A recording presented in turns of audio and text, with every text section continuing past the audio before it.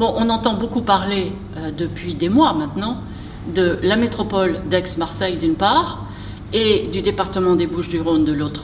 Et enfin, des Pays d'Arles, va-t-il ou pas, dans la disparition éventuelle du département des Bouches-du-Rhône, être absorbé par la métropole d'Aix-Marseille?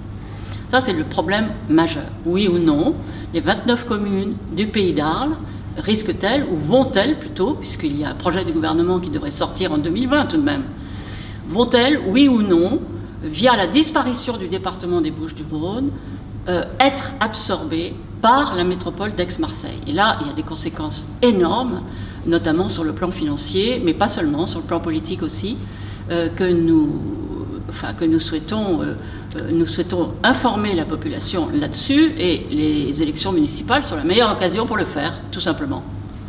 Alors, nous avons soutenu, nous, la commune de Fourvière, la création d'une association qui représente la société civile et qui défend cette cause, c'est-à-dire la non-absorption des 29 communes du Pays d'Arles par la métropole d'Aix-Marseille. Projet qui nous pend au nez. Pour le moment, on n'en parle plus à Paris, mais on se doute pourquoi. On attend les élections municipales. Voilà. Alors cette association, elle a beaucoup d'adhérents, mais on veut qu'elle en ait encore plus, parce qu'on souhaite qu'elle pèse sur les débats, non seulement préélectoraux, mais post-électoraux.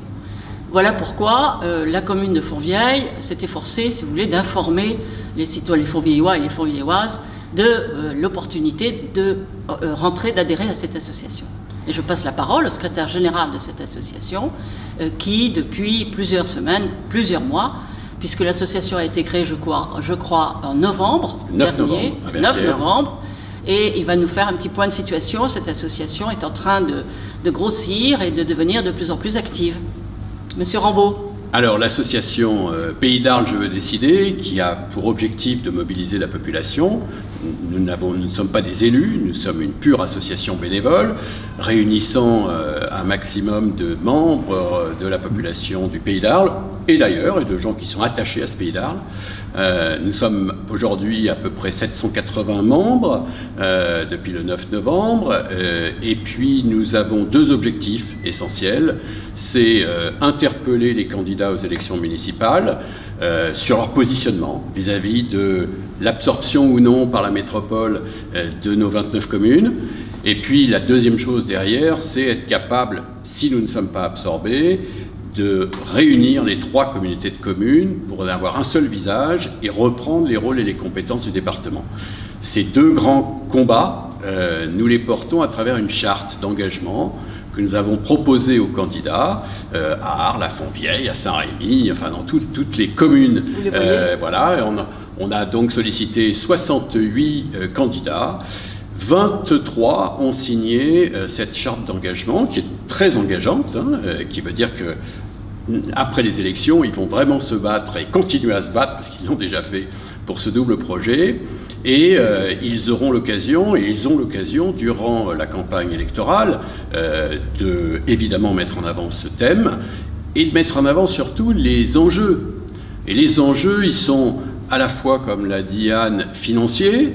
La fiscalité serait beaucoup plus importante. Il faut savoir que l'endettement de la ville de Marseille ou de la métropole Aix-Marseille-Provence est 6 fois plus important par tête d'habitant que l'endettement de notre Pays d'Arles. Donc évidemment, un jour ou l'autre, on le paiera. La fiscalité des entreprises va être augmentée d'environ 2 points sur la masse salariale, ce qui est un enjeu considérable pour aller financer des transports qui évidemment vont aller au cœur de la métropole, pas dans nos territoires. Lorsqu'on aura envie de faire réparer la voirie ou de faire un travail sur les collèges, ben, il faudra appeler Marseille et voilà, et on est 172 000, ils sont 1 700 000. On sait très très bien qu'on ne sera jamais une priorité et qu'on mettra des mois à avoir une réparation pour une rue qui est devant chez nous. Voilà, on sera une banlieue de Marseille, éloignée, souvent à 1h20 de Marseille. Et oubliée. Et oubliée, parce que Marseille, on adore Marseille, mais l'administration de Marseille est confrontée à des enjeux colossaux. Et puis, ce n'est pas les mêmes problématiques. Nous sommes un territoire rural, d'abord. Enfin, on était autrefois un territoire industriel, il y avait des grandes industries à Arles, mais elles ont toutes disparu quand même. Donc on est essentiellement un territoire agricole, rural, touristique et culturel. Et ça c'est valable pour toutes les Alpilles, c'est valable pour jusqu'à Barbantane, enfin pour les 3 communautés. Et jusqu'à la Camargue. Et jusqu'à la Camargue, où là, de nouveau, les traditions, la culture, l'agriculture, et voilà. C'est pas le même profil, c'est pas la même personnalité, c'est pas des problèmes de banlieue. C'est pas les mêmes enjeux, voilà. Et donc, c'est pour ça que nous militons pour avoir notre propre autonomie d'administration de ce territoire. Et c'est tout à fait possible, puisque dans le projet qui est préparé par le gouvernement actuellement, on croit savoir qu'il traite des questions de décentralisation, déconcentration, mais aussi différenciation. Et c'est ça qui nous intéresse.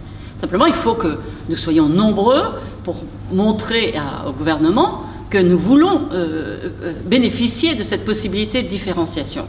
Qu'est-ce que ça veut dire différenciation? Ça veut dire que si le département des Bouches-du-Rhône fusionne avec la métropole d'Aix-Marseille, nous pourrions prendre notre autonomie et nous voir reconnaître un statut de collectivité territoriale particulier, comme par exemple le territoire de Belfort, ça existe déjà, ou une intercommunalité qui a aussi été reconnue dans le cadre du Grand Lyon. Donc si vous voulez, c'est pas quelque chose d'impossible, simplement il faut se battre pour l'obtenir.